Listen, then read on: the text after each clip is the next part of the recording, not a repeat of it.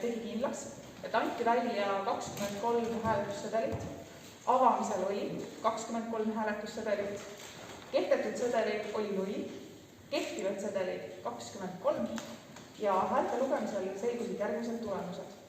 Kandidaat Ele Eng 14 poolthäält, kandidaat Pipi-Liis Siimann 9 poolthäält.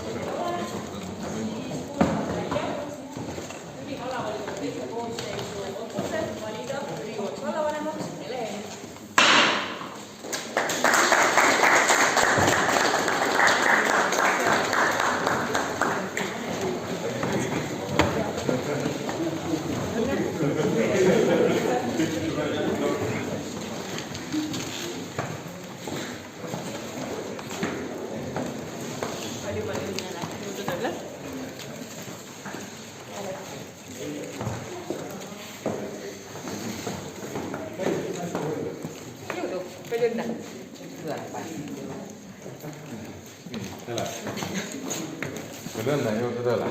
Aitäh!